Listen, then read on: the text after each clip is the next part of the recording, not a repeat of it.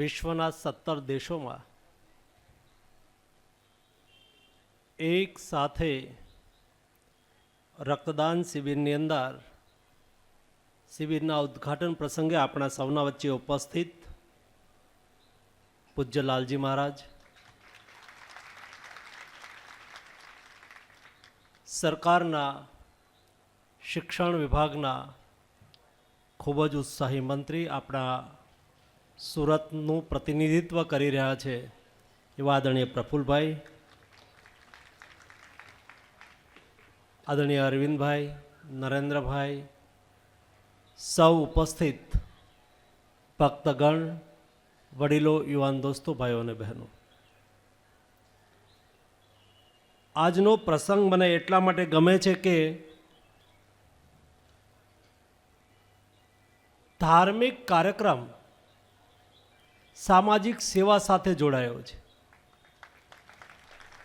ધર્મ અને સમાજ એ એક સિક્કાની બે બાજુ છે. સમાજને ઘડવા માટે, સમાજને પ્રેરણા આપવા માટે, સમયકાલીન સ્થિતિ અનુસાર સમાજને દિશા નિર્દેશ આપવા માટે ધર્મ એ મહત્વનો છે. ધર્મ એ સમાજને જોડે છે.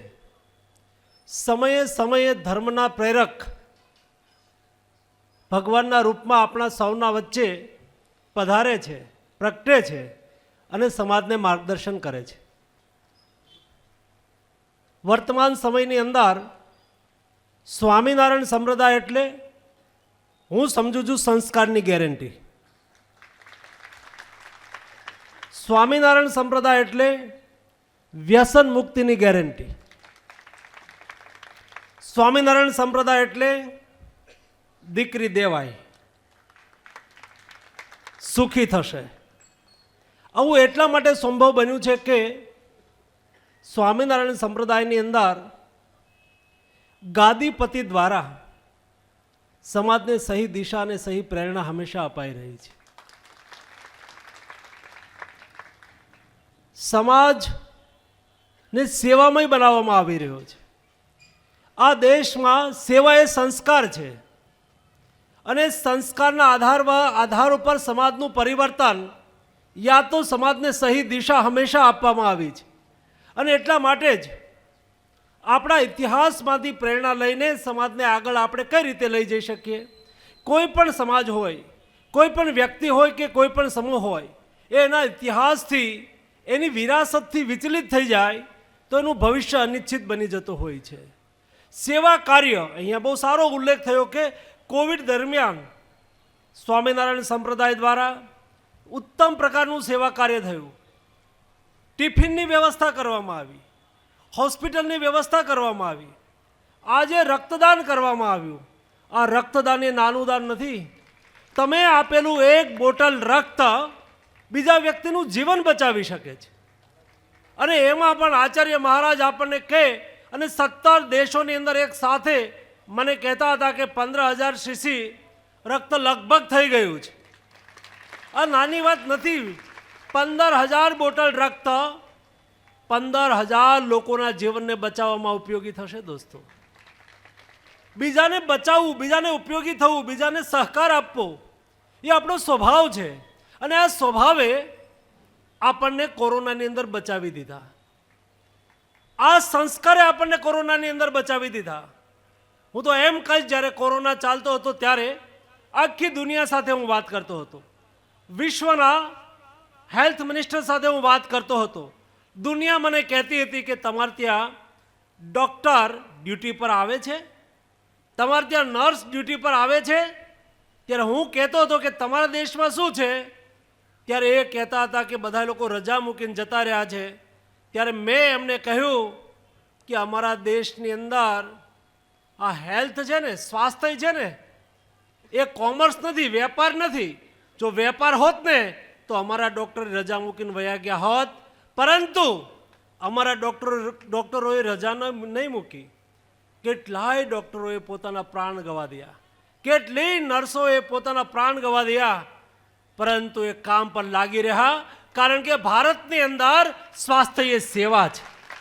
આપણે જે સ્વાસ્થ્ય એ કોમર્સ નથી, આપણે ત્યાં સ્વાસ્થ્ય એ સેવા છે, કારણ કે એ અમારો સંસ્કાર છે. અને એ સંસ્કાર હતા ને, તમે જેને વિકસિત દેશ કહો છો ને, જ્યાંના વિઝા માટે થઈને આપણે લાઈન લગાડીએ છીએ ને, એ દેશોની અંદર લાલજી મહારાજ સ્થિતિ કેવી હતી? આ દેશોની અંદર મોટી મોટી મોટરો લઈને, ઓડી ગાડી લઈને ફૂડ પેકેટ લેવા માટે લાઈનમાં રહેતા હતા. અમારે ત્યાં દેશની અંદર, આપણા દેશની અંદર કોઈ ગરીબ વ્યક્તિને પણ કે ભૂખે સુવાની નોબત નહોતી આવી. બધાની વ્યવસ્થા થતી હતી.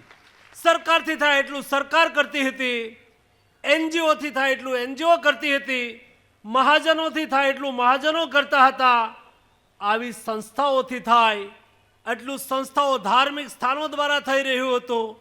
એનાથી આગળ વધીને તમે મેં બધાએ લોકોએ ધ્યાન રાખ્યું, મારા ઘરની બાજુમાં કોઈ ભૂખે નથી સૂતું ને. 1.5 મહિનાના લોકડાઉનની અંદર આ દેશમાં એક વ્યક્તિનું એમને અનાજ નહીં મળવાથી, ભોજન નહીં મળવાથી મૃત્યુ નથી થયું. દોસ્તો, આ આપણા સેવાના સંસ્કારના હિસાબે શક્ય બન્યું છે.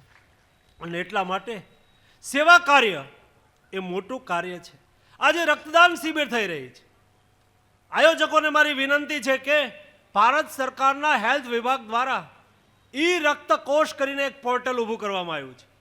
આ પોર્ટલ પર આખા દેશના બધા જ રક્તદાતાઓની એક સૂચિ છે. દેશની બધી જ બ્લડ બેંકની એક સૂચિ છે. તમે જ્યારે રક્તદાન શિબિર કરો છો ત્યારે તમે પણ જેમણે રક્તદાન કર્યું છે એમનું રજિસ્ટ્રેશન કરાવજો, જેથી કરીને આખા દેશમાં અને દુનિયામાં ખબર પડે કે ફલાણા વ્યક્તિ મનસુખ માંડવિયા એ રક્તદાતા છે. ભવિષ્યની અંદર કોઈને જરૂર પડે તો એમનો એપ્રોચ કરી શકે અને બીજાની જિંદગીને બચાવવા માટે ઉપયોગી થઈ શકે. એ ઉપરાંત મારે ભક્તોને, હરિભક્તોને એક આગ્રહ કરવો છે. એક બીજું પણ પોર્ટલ ભારત સરકાર દ્વારા બનાવવામાં આવ્યું છે. અને દોસ્તો, એ સમયની માંગ છે. જેમ રક્તદાન આપણે આદત બની ગઈ છે, એમ ઓર્ગન ડોનેશન પણ સમાજની આદત બનવી જોઈએ.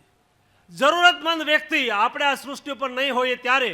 અને દોસ્તો, ઓર્ગન ડોનેશન એક એવું મહાદાન છે, એક એવા સંસ્કાર છે. આજે તમે મૃત્યુ પામો પછી તમે સૃષ્ટિને જોઈ શકતા નથી. આજે તમે મૃત્યુ પામો એટલે તમારી સ્મશાન યાત્રા પૂરી થઈ જાય એટલે તમે બ્રહ્મમાં વિલીન થઈ જવાના છો.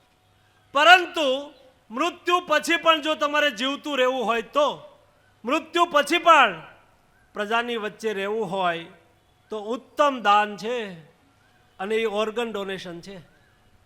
તમે આંખનું દાન કોઈને આપ્યું, આંખનું ડોનેશન આપ્યું, તમે નહીં રહ્યા, પણ તમે તમારી આંખ દ્વારા દુનિયાને જોતા રહેશો કે નહીં જોતા રહેશો? તમે નહીં રહ્યા સૃષ્ટિમાં, પણ તમે આંખનું કોકને ડોનેશન આપ્યું, તમે એને જોતા રહેશો.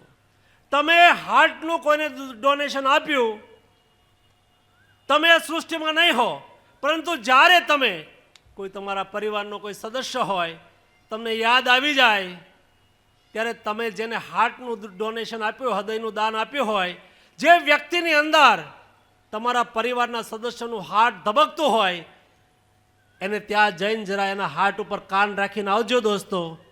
તમે તમારા પરિવારના સદસ્યને ત્યાં મહેસૂસ કરશો, અનુભવશો. એટલા માટે ભારત સરકાર દ્વારા એક પ્લેટફોર્મ નોટો દ્વારા નેશનલ ઓર્ગન ડોનેશનનું એક પોર્ટલ તૈયાર કરવામાં આવ્યું છે. વધારેમાં વધારે લોકો ઓર્ગન ડોનેશન માટેના શપથ લે એના માટેનું આયોજન કરવામાં આવ્યું છે. દોસ્તો, આજે દેશની અંદર પ્રતિવર્ષ 2 લાખ કિડનીની જરૂર છે, પરંતુ મળે છે માત્ર 20,000 કિડની. એટલે કે 1.5 લાખ, 1,80,000 લોકો, એમાં કોઈની નાની દીકરી હશે, કોઈની મા હશે, અને નાના નાના બાળકો હશે, કોઈ યુવાન હશે જેના ઉપર ઘરની જવાબદારી હશે, એને કિડનીની જરૂર છે. પરંતુ આપણે ડોનેશન નથી કર્યું. આપણે તો નથી રહેવાના સૃષ્ટિની અંદર, પરંતુ નહીં રહ્યા પછી બીજાને કિડની આપી હોય તો એનું તો જીવન બની જાય. એ તો સૃષ્ટિની અંદર રહીને સમાજ જીવનની અંદર પોતાની ઉપસ્થિતિ દર્જ રાખી શકે. એટલા માટે ઓર્ગન ડોનેશનને પણ આપણે પ્રાથમિકતા આપીએ એવી મારી વિનંતી છે. સૌ હરિભક્તોને આજના નિમિત્તે જેમણે બ્લડ આપ્યું છે, એમને હું અભિનંદન પાઠવું છું.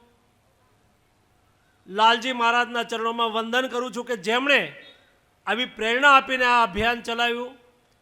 આ કાર્યક્રમમાં ઉપસ્થિત રહેનાર સૌને પણ અનેક શુભેચ્છાઓ. ધન્યવાદ.